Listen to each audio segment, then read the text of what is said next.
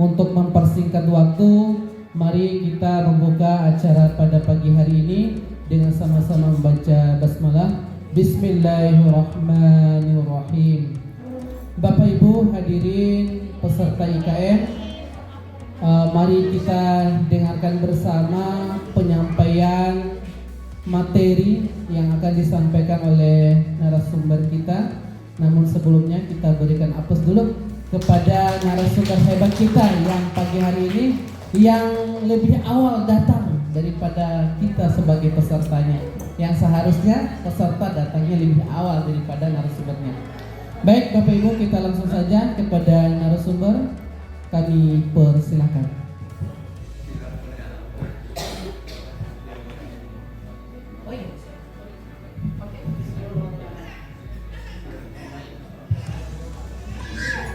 Baik, assalamualaikum warahmatullahi wabarakatuh. Selamat berkurban.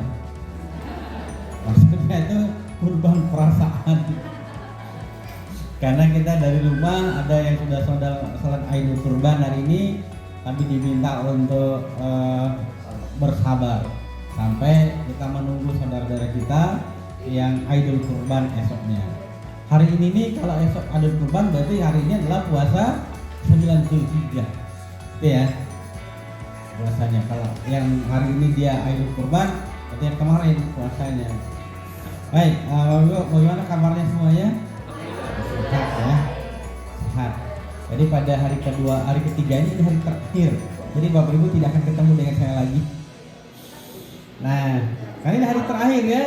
Hari terakhir itu biasanya materinya yang ringan-ringan, tetapi ternyata ini ada beberapa materi yang menarik menurut saya, termasuk bagaimana kita membangun budaya positif dalam kurikulum Merdeka. Saya ingin setback di hari pertama bahwa konsep kurikulum Merdeka itu kita memerdekakan murid itu dalam mesti ada persyarat. Apa itu? Mesti terbangun dulu motivasi intrinsik di dalam si murid. Sebuah kemerdekaan itu selalu diikuti oleh disiplin positif dari si murid, bagaimana dia memutuskan sesuatu itu secara bertanggung jawab. Oleh yang demikian, di dalam kurikulum Merdeka, fungsi guru itu adalah fungsi menuntun.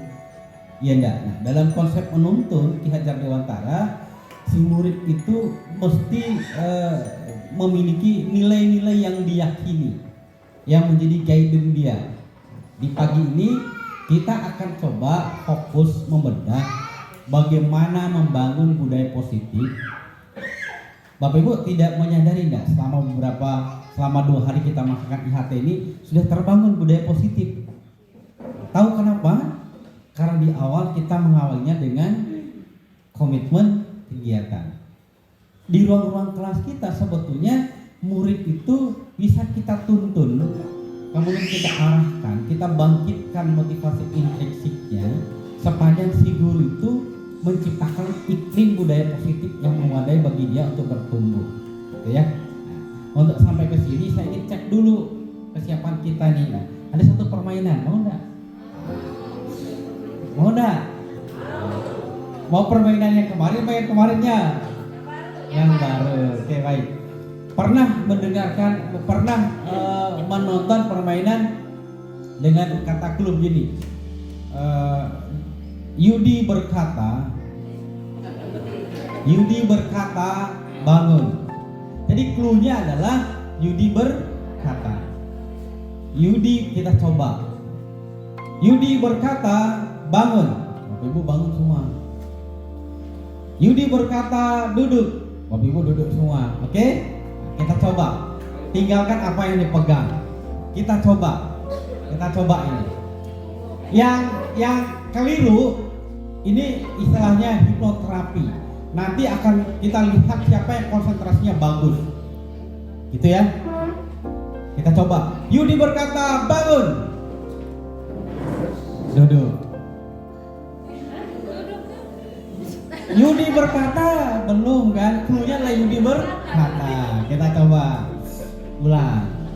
Duduk dulu. Bisa? Paham? Kita mulai. Oke? Mesti ada satu yang akan memiliki konsentrasi yang memadai. Kita coba. Yudi berkata bangun. Yudi berkata, duduk, berdiri. Sebentar. Yudi berkata, angkat tangan kanan, tangan kiri. Yang tangan kiri nggak boleh ikut, kalah. Yang kan nggak boleh ikut. Berdiri di belakang yang kalah. Berdiri di belakang kalah. Cepat. Bangun. Di belakang itu, Yudi berkata, turunkan. Yudi berkata, berdiri. Alhamdulillah, silahkan duduk. Ternyata yang tersisa konsentrasi itu hanya sebagian. Sebagian yang lainnya itu pikirannya ke daging kurban. Itu buktinya. Oke, berikan aplaus sekali lagi untuk kita semua. Bapak Ibu, ya.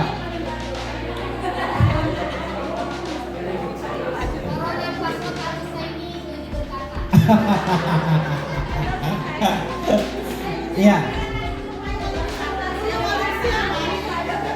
Oke. Bapak Ibu, terkait dengan budaya positif ini ternyata ada beberapa miskonsepsi yang kita yakini selama ini. Ternyata Bapak Ibu bahwa sebetulnya ilusi ketika guru itu mengontrol murid, mampu mengontrol murid. Sebetulnya murid itu mengontrol dirinya sendiri. Ini prinsip yang pertama. Jadi sebetulnya murid itu mengontrol dirinya sendiri. Kemudian Bapak Ibu di kelas kadang-kala memberikan apresiasi dalam bentuk barang kepada murid-murid kita, ya kan? Ternyata itu sebetulnya ilusi, Bapak Ibu. Tidak semua penguatan positif itu bagus. Bayangkan kalau seandainya ada anak yang setelah dia melakukan capaian yang baik kemudian tidak berikan apresiasi, maka motivasinya akan down. Oleh karena demikian, sebetulnya ilusi itu tidak semua penguatan positif itu mampu membangkitkan motivasi. Kemudian teman-teman, Bapak Ibu, ada beberapa nilai yang bisa menjadi rujukan bersama untuk mendorong murid dalam memutuskan, menyimpulkan bahwa apa yang saya lakukan ini bertentangan dengan nilai-nilai tertentu, bertentangan dengan nilai-nilai agama, dan bertentangan dengan nilai-nilai kemanusiaan. Misal, kita memiliki karakter pelajar hendak kita wujudkan, profil pelajar Pancasila. Di dimensi pertama itu ada dimensi beriman, bertakwa, dan berakhlak mulia. Pertanyaannya, jika kita menemukan si murid itu mengganggu temannya, tanya saja, kira-kira di dalam agama yang kamu yakini ini dibenarkan apa tidak? Kira-kira kalau dikaitkan dengan akhlak mulia yang diwariskan oleh Rasul, ini selaras apa tidak? Dari pertanyaan-pertanyaan semacam ini, kita memantik murid untuk berpikir. Beda ceritanya kalau guru mengatakan, apa yang kamu lakukan ini salah, tidak boleh. Jadi menutup kesempatan murid untuk menggali lebih dalam bahwa perilaku ini dari sisi pemikiran dia, dari sisi nilai yang dia ini benar dan salah. Prosesnya adalah bagaimana memurnikan kemanusiaan mereka dan memanusiakan mereka sebagai manusia. Kalau dia beragama Islam berdasarkan konsep-konsep ilahiyah, kalau dia Kristen berdasarkan kekristenannya. Lalu teman-teman, kalau kita merujuk pada pendapatnya Diana Gosen, si Gosen ini menyebutkan bahwa terdapat 3 motif perilaku manusia. Nah, ini yang mesti kita lihat. Bapak dan Ibu pada saat melakukan satu motifnya ada 3 sama. Pertama itu untuk menghindari ketidaknyamanan kita hukum. Anak hadir tepat waktu di kelas bisa jadi dia adalah untuk menghindari ketidaknyamanan atau hukum. Bisa jadi anak berperilaku baik di hadapan gurunya, bisa jadi untuk menghindari hukuman dari guru. Begitupun Bapak Ibu hadir di kelas khawatir diberikan sanksi oleh kepala sekolahnya. Iya, dikurangi jamnya, kan? Benar, ini berkaitan dengan motif. Suami taat sama istrinya, bisa jadi takut kamarnya tidak dibuka, kan? Iya, digembok, malu di luar, tidur di luar. Nah, bisa jadi, kan? Kemudian kedua, untuk mendapatkan imbalan atau penghargaan. Kalau Bapak Ibu lihat di pendidikan anak usia dini, mereka lebih memberikan penghargaan secara verbal langsung. Ternyata Bapak Ibu, dari sisi teori motif, ketika permennya tidak ada, maka motifnya akan berkurang. Maka tadi kan ilusi itu, tidak semua penghargaan positif itu baik bagi perkembangan si murid. Nah, sama dengan sistem kasta kita dengan juara peringkat 1, 2, 3, hanya 3 orang saja yang merasa bahagia, sisanya terhukum oleh penghargaan. Iya, sedih loh, minder. Saya nih dari SD sampai perguruan tinggi selalu peringkat 1 dan tidak pernah merasakan peringkat di bawah dan tidak tahu rasanya di bawah. Iya kan? Tiba-tiba suatu kita dihadapkan pada masalah langsung down. Karena kan tidak pernah di bawah, selalu di atas. Sementara yang di bawah pada masanya dia akan survive karena selalu ditindih oleh gurunya. Ketika SD ditindih, SMP ditindih, SMA ditindih, perguruan tinggi dilindas. Dia kuliah 7 tahun. Tapi selepas 7 tahun dia menjadi the stronger woman. Kuat dia. Makanya orang-orang yang diasumsikan oleh orang lain itu kemudian dibully dari SD, SMP, SMA, perguruan tinggi, kembali ke masyarakat, dia menjadi orang-orang yang kuat. Itu cara kita dulu adalah bahwa ada anak yang melakukan sesuatu itu untuk mendapatkan imbalan atau penghargaan dari orang lain. Tapi ingat, selepas tidak lagi diberikan penghargaan, dia tidak bisa jadi tidak akan berbuat baik. Bisa jadi, dan contoh ini banyak sekali terjadi. Tapi itu baik dengan orang lain, mendekati seseorang, mengharapkan sesuatu, dan ternyata itu tidak akan abadi. Terakhir, untuk jadi orang yang jadi kriteria orang yang baik menurut Al-Husaini itu adalah ini. Dia ini berusaha memenuhi dan menjadi diri sendiri. Kenapa dia lakukan itu? Untuk hargai diri sendiri. Harapan kita, murid-murid kita itu adalah seperti ini harapan kita. Tapi pelan-pelan. Kalau prosesnya itu tidak dilakukan secara step by step, biasanya hasilnya itu tidak akan optimal. Oleh karena demikian, Bapak Ibu, ini yang penting untuk kita refleksikan. Silakan baca baik-baik refleksinya di depan. Oke, ada lagi, silakan. Oke, boleh bertanya. Mana mic. Silakan.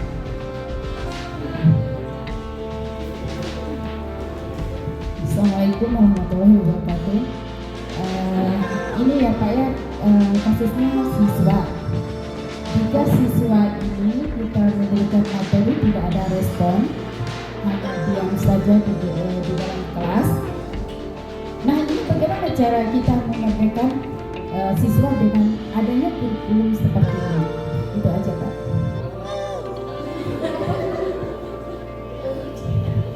Ya, tadi kita belajar di dalam kelas. Ketika kita menemukan anak yang tidak ada respon, tidak aktif, nah bagaimana caranya kita membangkitkan anak itu dengan kurikulum seperti ini yang tadi itu yang membedakan siswa ya Pak ya? Ya seperti itu ya Pak. Baik, terima kasih. Inilah pentingnya bagaimana nanti di satu budaya positif adalah membangun komitmen kelas atau kesepakatan kelas atau keyakinan kelas. Saya selalu berangkat dari prinsip dasar bahwa setiap murid itu memiliki kekhasan, memiliki keunikan. Cuman kita sebagai guru ini mau tidak memetakan, menemukan, membantu mereka untuk menemukan potensi itu. Itu dulu pertanyaannya. Anak yang diam, dalam sejarahnya Hitler kecil, Hitler kecil itu dia duduk di pojok, di jam matematika dia tidak terlalu aktif, tapi diberikan soal matematika dia bisa. Ternyata guru-guru matematika menyatakan, andaikan saya tahu bahwa apa yang dikalkulasikan oleh Hitler kecil di pojok itu adalah bagaimana menaklukkan dunia dengan membantai kaum Yahudi, maka saya akan mengikuti Hitler. Artinya anak yang pendiam di pojok, kemudian gurunya menemukan tidak aktif untuk belajar, bisa jadi dia sedang berimajinasi memenuhi kebutuhan dia untuk belajar. Nah, tugas ibu adalah menemukan kira-kira potensi dia ini apa. Hanya dipantik sedikit saja, misal ada anak itu yang pandai bercerita, ada anak itu yang pandai bernyanyi, bersolawat, ada anak itu yang pandai berakting. Di masa-masa lagi boring, mereka dilibatkan. Jadi bukan fokus pada materinya, tapi bagaimana membangun kepercayaan diri si murid dulu, sehingga seisi kelas itu bahwa oh ternyata dia ini hebat juga ya. Itu dulu yang dilakukan oleh si gurunya, gitu ya. Baru kemudian step berikutnya adalah gali lagi, kira-kira di antara keseluruhan materi ini, materi mana yang dia kuasai. Si anak yang memiliki minat yang rendah semacam itu, kita harus dorong dia untuk menguasai materi tertentu. Jadi tidak seluruh materi yang dia kuasai. Saya kira demikian ini yang mungkin bisa menjadi trik ya, berkaitan dengan bagaimana membangun budaya positif termasuk partisipasi dalam kelas. Sebentar, mungkin ini kesulitan yang guru bahasa Inggris ya Pak. Saya juga guru bahasa Inggris. Jadi yang susahnya itu memang kita mendesain itu materi itu agar anak itu menarik.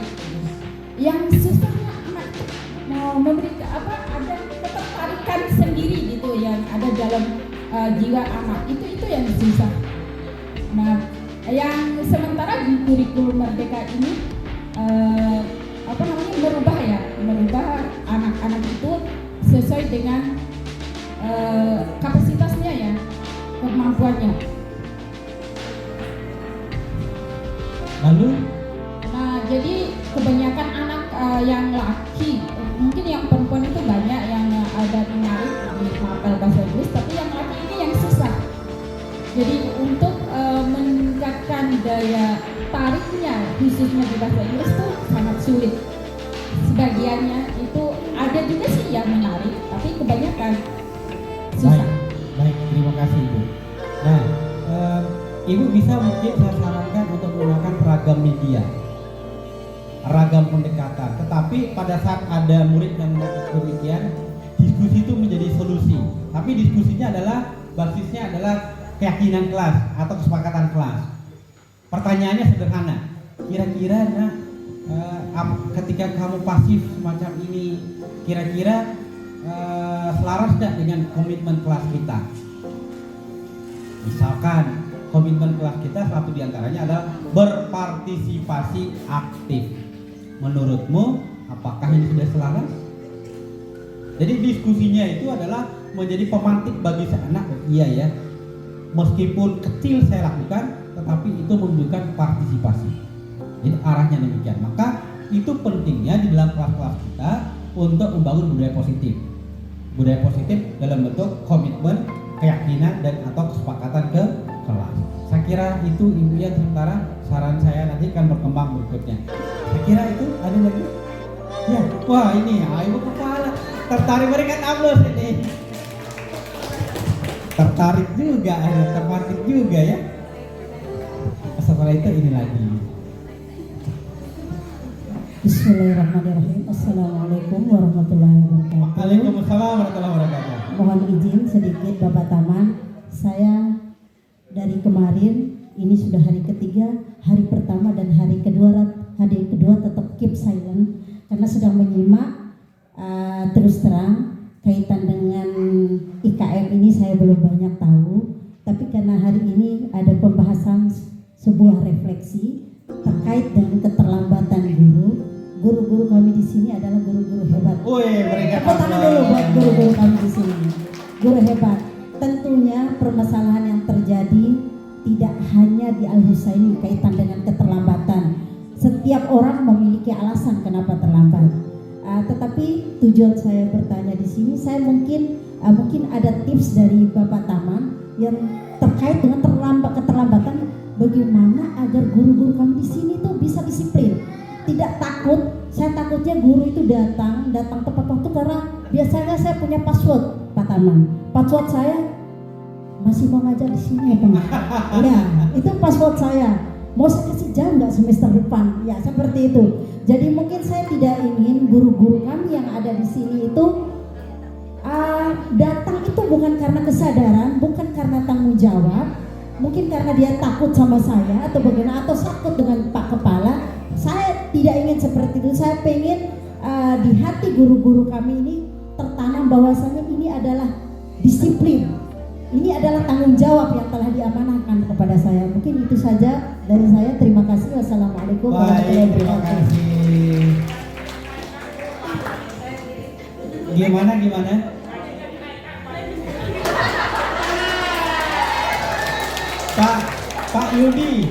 Pak Yudi, tidak semua, ingat tadi ya, tidak semua penghargaan positif itu mampu meningkatkan motivasi seseorang.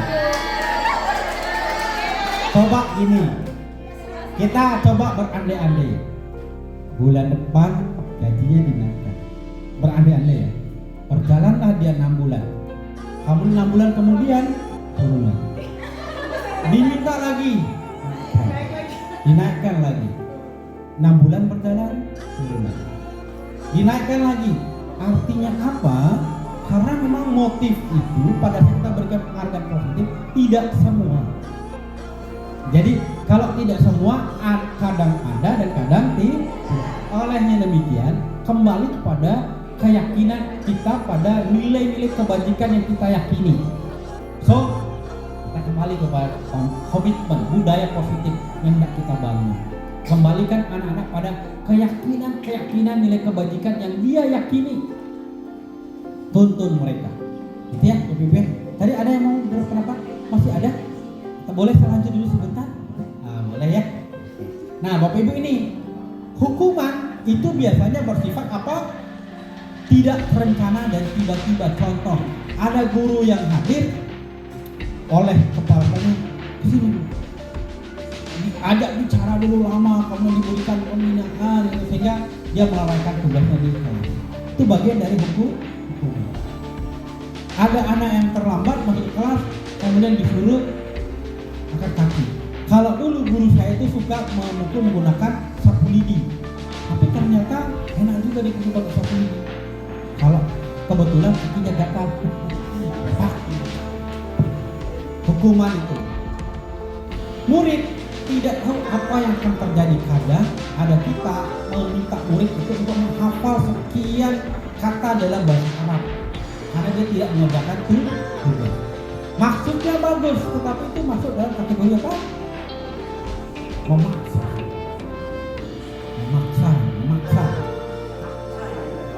Lalu konsekuensi.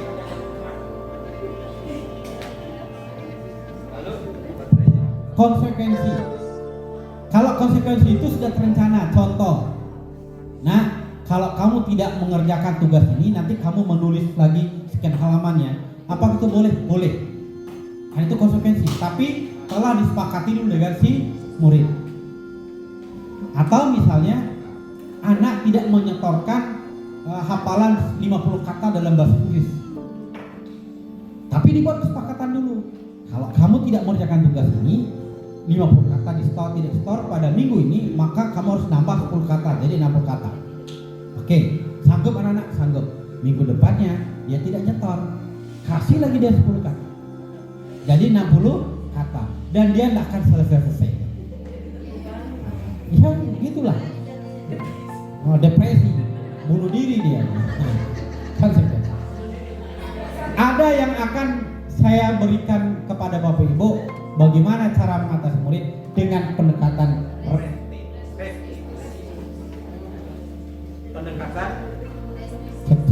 restitusi. Jadi tadi kan ada anak yang melakukan kesalahan, pendekatannya mesti menang versus menang, bukan menang versus kalah. Bagaimana nih restitusi? Di samping ketika Bapak Ibu akan melakukan restitusi kepada si murid, pertama yang dibuat adalah komitmen kelas atau kesepakatan kelas atau keyakinan kelas. Nah, sekarang Bapak Ibu saya ingin minta Bapak Ibu identifikasi ini. Kira-kira tadi kan ada hukuman, konsekuensi, kemudian restitusi, kemudian ada nilai-nilai kebajikan. Kalau pernyataan ini kembalikan barang ke tempatnya, maksudnya ini buat apa? Supaya apa? Rapi, apa? Tertib. Oke, cukup. Kalau yang dibawa dilarang mengganggu orang, saling menghargai, saling menghormati. Kalau yang bawa disiplin. Oke, tanggung jawab juga. Oke, tolong berikan mic. Tanggung jawab apa maksudnya? Si Al-Ustaz. Bukan. Beliau Pak Komputer Farhan. Pak Yudi tadi ya, oke, silakan Pak Yudi. Nah ini tadi sendiri disebut tanggung jawab, benar. Ayo coba. Jadi kalau saya tingkatan disiplin itu ada sesuatu yang menyebabkan. Kalau sedangkan tanggung jawab itu lebih motivasi. Ya ini sebenarnya kalau saya sih semua tingkatan tepat waktu segala macam itu pakaian itu bukan disiplin kalau bagi saya. Tapi tanggung jawab kita bersosial. Artinya apa, kalau tanggung jawab itu ada motivasi dari dalam diri kita sendiri gitu. Bahwa misalnya kalau kita mengajar kenapa disiplin, saya itu tidak percaya juga bahwa yang namanya disiplin dari naikkan gaji dari apapun tetap sama. Tetapi kalau ada rasa tanggung jawab, karena tanggung jawab ini ada tarikannya kembali, karena ada niatan dari awal. Ini masalah yang berbeda. Ada niatan dari awal ketika dia memilih, ketika saya juga menikah, memilih seorang istri, seorang perempuan, kan ada tanya, ada tanggung jawab di sana. Bukan masalah. Kayaknya Pak Yudi mau ngikut umat sebelah juga. Bahaya nih, baik, terima kasih Pak Yudi, luar biasa. Iya, apa mau dilanjutkan? Mau diminta istrinya untuk menyampaikan? Setuju apa enggak? Hadir enggak? Mana istrinya tadi? Hadir enggak? Hadir? Oke, enggak hadir. Oke, lanjut. Dilarang melakukan kekerasan. Ini apa maksudnya? Keyakinan dituju kemana? Kasih sayang. Kasih sayang. Persaudaraan. Ustaz Hamid. Persaudaraan nih. Tolong berikan mic kepada Ustaz Hamid. Nah, masalahnya dia ini selalu dulu dengan istrinya. Ini istrinya takut dilarang Ustaz Hamid.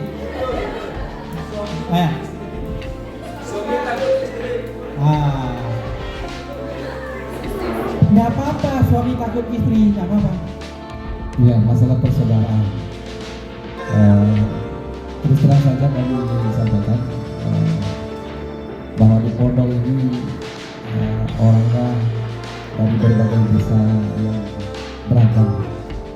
Jadi sulit untuk menyatukan mereka, apalagi logatnya yang berbeda ini, kebataan itu menarik. Gitu.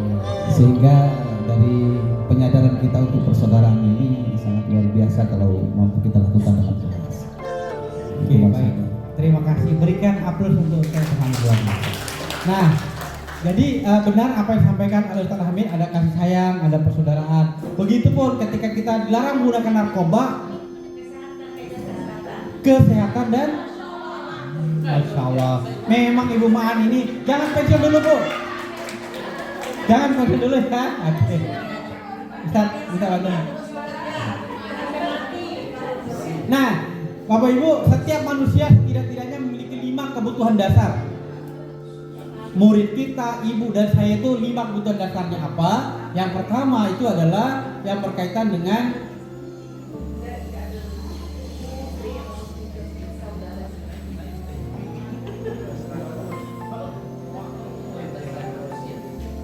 kebutuhan akan kasih sayang. Yang pertama, kebutuhan penguasaan. Kemudian yang ketiga itu adalah kebutuhan terhadap cinta kasih. Cinta kasih. Kemudian yang keempat itu adalah kebutuhan akan kesenangan dan itu kebutuhannya. Nah, ketika setiap manusia itu memiliki 5 kebutuhan dasar, apa yang dilakukan oleh guru? Pada saat seseorang itu ribut di kelas, itu sebetulnya bukan maksudnya itu ribut, tapi ingin memantik perhatian dari si guru dan yang lain. Ada anak itu yang lari kiri kanan, itu sedang memenuhi kebutuhan tumbuh kembang fisiknya. Kan laki-laki itu kan proses perkembangan emosinya lamban, tapi fisiknya cepat. Kenapa kita yang laki-laki itu di SMP sudah muncul ini? Perempuan?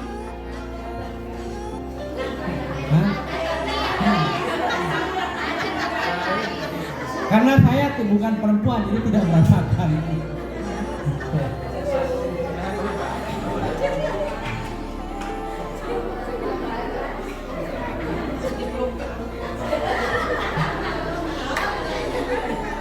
Bapak Ibu, ini ada 3 kasus, ada 2 kasus gitu ya.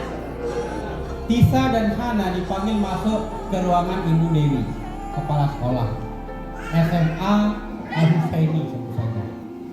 Ibu Dewi baru saja mendapatkan keadaan dari Ibu Tisa, Ibunda Tisa, bahwa Hana menggunakan kata-kata kasar dan merendahkan Tisa di sosial media. Kasus ini kira-kira ada nggak terjadi di luar?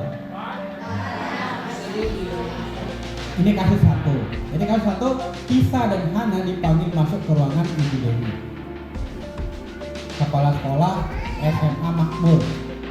Ibu Dewi baru saja mendapatkan pengaduan dari Bunda Tisa bahwa Hana menggunakan kata-kata kasar dan merendahkan Tisa di sosial media. Itu yang pertama.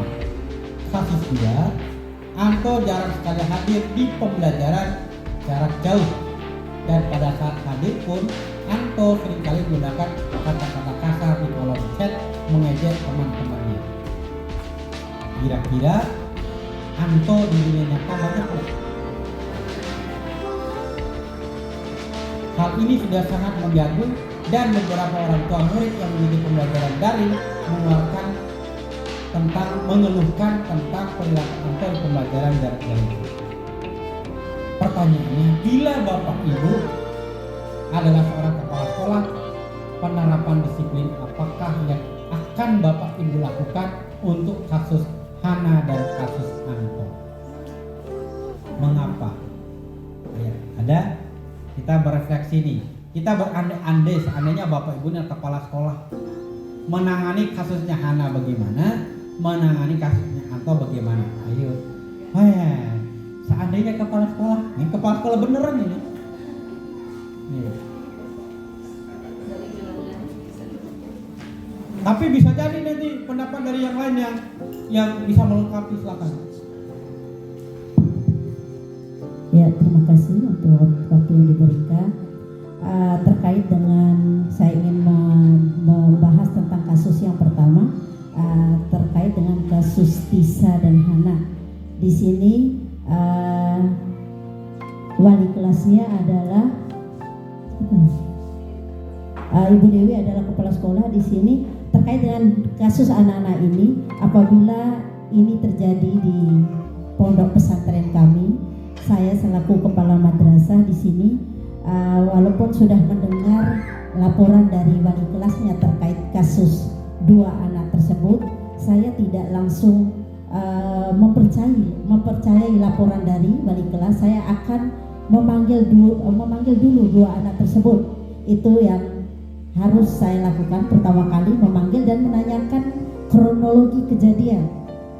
Setelah saya mendengarkan kronologi kejadian dari 2 anak tersebut, baru saya bisa mengambil sikap atau memberikan solusi apa yang harus saya lakukan terkait dengan kasus ini. Dan kasus yang kedua itu tadi yang pertama, solusinya adalah saya mendengarkan dulu. Setelah saya mendengarkan dari dua anak tersebut, baru saya bisa memberikan solusi dan mengambil kesimpulan seperti apa yang harus saya lakukan. Yang kedua, kasus terkait dengan kasus Anto ini. Kasus kedua, kasus Anto yang selalu berkata kasar di sosial media. Katakan dia juga seperti itu di dunia nyata.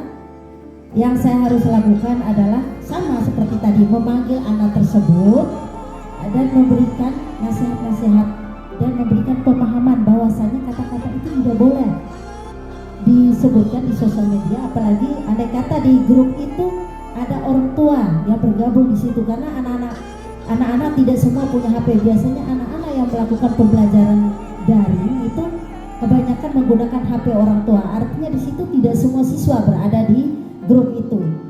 Jadi itu langkah yang saya ambil adalah memberikan nasihat seperti itu. Oke, baik. Berikan Terima kasih. aplaus untuk kepala sekolah. Ada yang ingin menambahkan yang punya pendekatan berbeda mungkin? Silakan. Mungkin hampir sama ya. Tapi sekarang kita coba verifikasi. Apakah pendekatan ini merentang dari posisi-posisi kontrol daripada seorang guru dengan pendekatan restitusi? Kita akan coba lihat. Posisi kontrol kita sebagai seorang guru itu ada 5. Kita bisa menempatkan diri sebagai penghukum pada saat kita mengungkap kasus tadi. Kemudian kita bisa menempatkan diri sebagai pembuat merasa bersalah. Bisa juga merentang, kita naikkan levelnya lagi menjadi teman. Kemudian merentang lagi menjadi pemantau. Dan terakhir adalah di posisi yang paling top adalah sebagai editor. Sebagai penghukum pada saat mengungkap kasus tadi, kita langsung menghukum si anak, memberikan hukuman-hukuman bersifat verbal langsung, dan anak akan merasa terhukum dan tersakiti. Lalu sebagai pembuat merasa bersalah, kita bisa mengatakan begini, dalam kasus tadi kita katakan saja, kamu selalu berulang loh seperti ini. Apa kamu tidak kasihan dengan orang tuamu? Apa kamu tidak kasihan dengan ibu? Saya sudah baik loh sama kamu. Selesai di situ. Jadi hanya untuk menggugah kesadaran medisnya si anak bahwa udah, iya ya, saya ini gimana ya, merasa bersalah. Lalu sebagai teman, Hamid, dulu asik ini nih jangan dilakukan. Jangan begitu nih Hamid. Udah selesai. Selesai sebagai teman. Jadi ada permintaan dari antara teman dengan teman. Kemudian sebagai pemantau. Nah, apa yang kamu lakukan ini melanggar loh dari sisi aturan di pondok ini. Pondok ini kan sudah mengatur tidak boleh menggunakan kata-kata kasar.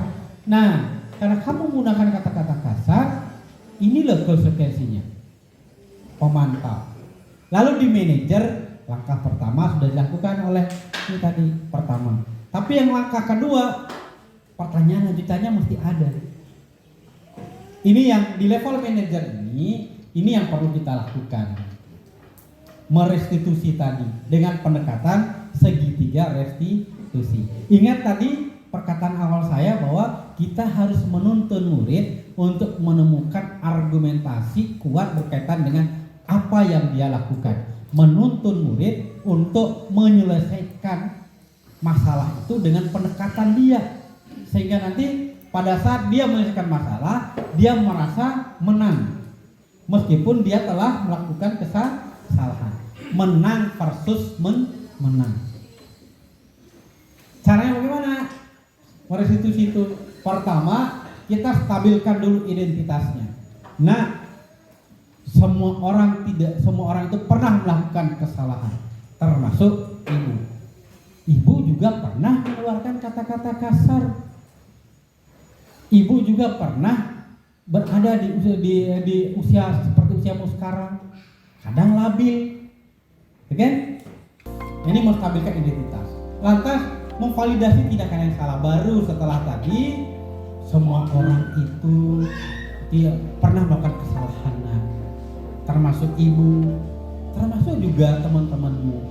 Tapi apa iya kita akan harus bertahan dengan itu?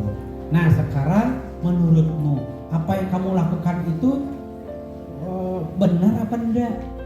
Pertanyaan itu baik apa tidak? Kalau dikatakan baik, tanya lagi. Dia terus digali. Ini untuk memvalidasi tindakan yang salah. Jadi guru itu bukan hanya soal mentransfer pengetahuan, tapi juga mentransfer cara-cara yang bijak dalam menyelesaikan masalah. Terakhir baru kemudian kalau ini sudah dia menyadari kesalahan. Nah ingatlah kemarin di kelas kita telah membuat komitmen bersama dengan teman-temanmu. Kira-kira apa yang kamu lakukan ini komitmen mana yang telah kamu langgar? Oh iya, kemarin saya juga ikut menyumbang mengenai komitmen bahwa kita harus saling menghormati. Kalau si anak itu sudah kita tuntun menemukan komitmen yang dia langgar, baru kita tanya ke depan apa yang akan kamu lakukan. Tuntun dia sampai dia menyampaikan pertama permintaan maaf, itu yang utama dulu. Kalau dia melakukan salah pada orang lain, kalau dia belum menemukan, kira-kira boleh nggak kita awali dengan permintaan maaf? Oh iya, saya akan minta maaf pada Pak Yudi, akan minta maaf pada Pak Hamid. Di samping itu apalagi nak? Ya saya akan mencoba mulai bersabar di Guru K. Kira-kira sabar yang kamu maksud itu seperti apa? Terus ditanya sampai dia kemudian paham bahwa pada saat dia melakukan kesalahan dia harus berubah menjadi pribadi yang lebih baik. Inilah proses daripada pendekatan segitiga restitusi yang dasar awalnya adalah komitmen kelas. Jadi di awal kita buat keyakinan kelas, kemudian di tengah kita ada masalah, di akhir kita selesaikan dengan pendekatan segitiga restitusi. Ini harapannya yang Bapak Ibu dapat lakukan, wujudkan di kelas-kelas kita. Di dalam Islam itu sudah jelas diajarkan bagaimana pendekatan mentablik, mensiarkan nilai-nilai kebaikan. Gimana caranya? Bil hikmah wal mau ijatil hasanah wa dzilhum billati hiya ahsan. Ini kan cara-cara yang bijak untuk mengajak seorang untuk berbuat yang baik. Saya kira ada contoh bagaimana penerapan segitiga restitusi di kelas. Mau saya tampilkan videonya? Boleh ya? Tapi jangan dikomentari ya. Nggak boleh dikomentari karena ini talentnya.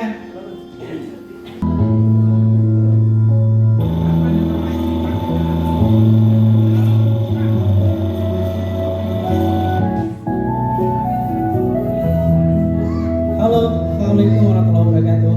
Salam sejahtera untuk kita semua. Bagaimana kabarnya Bapak Ibu hebat teman-teman yang ada? Izinkan saya Arman Firdaus, guru SMA Negeri 4 Kota Bima, kota kecil yang berada di ujung Nusa Tenggara Barat, ujung timur Nusa Tenggara Barat, menurut saya untuk menyajikan praktek baik yang berkaitan dengan penyelesaian kasus murid dengan harapannya dengan ini Bapak Ibu guru menjadi inspirasi jika timbul persoalan yang mirip dengan kasus yang ada di ini, Bapak Ibu bisa menggunakan pendekatan yang mendorong murid untuk menyelesaikan masalah dengan pendekatan memaksimalkan potensi yang ada di dalam ini.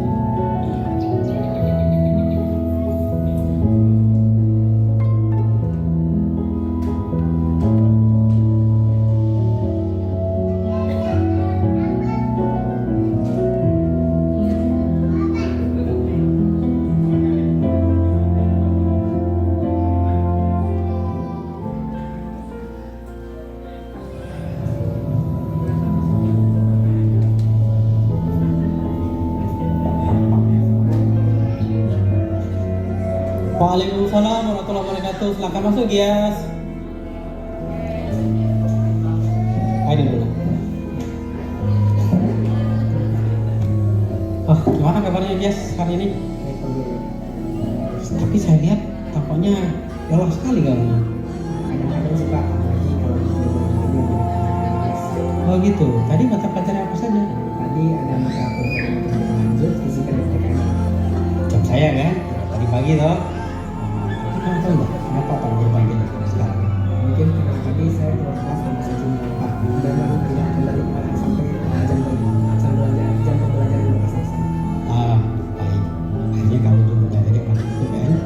Tapi pada saat itu kamu tetap ada lingkungan sekolah kan? Nah, gini nah, sebetulnya tidak ada manusia yang sempurna.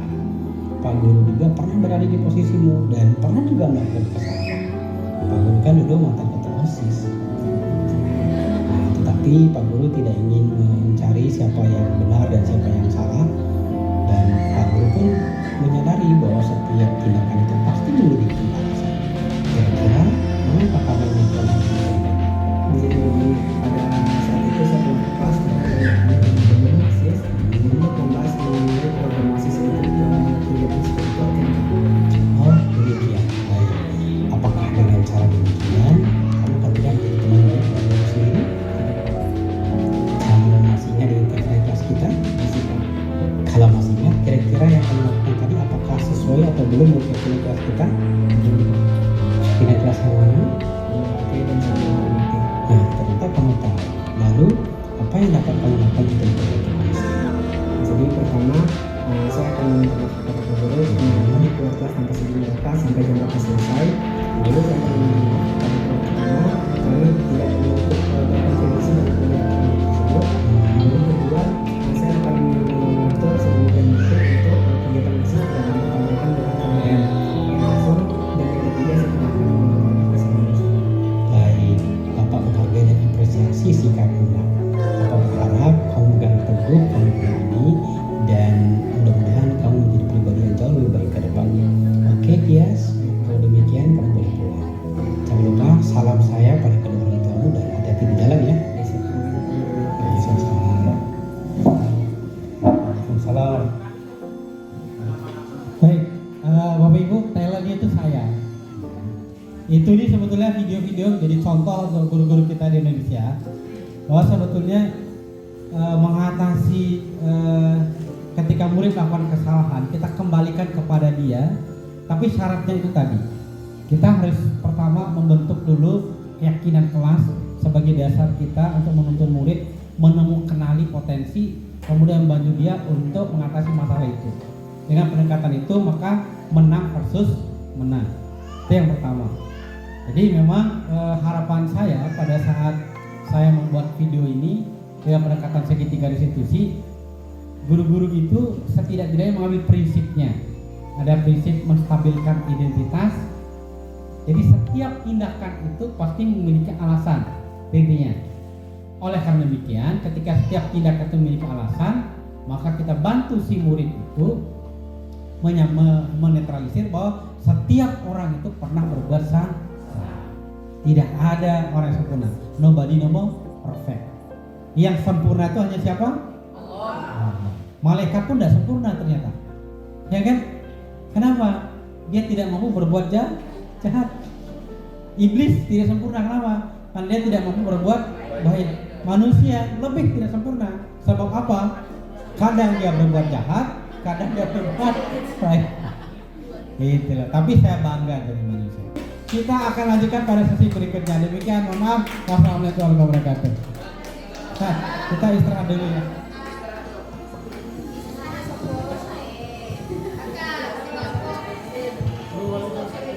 Baik, kita break dulu Bapak Ibu sambil mencicipi.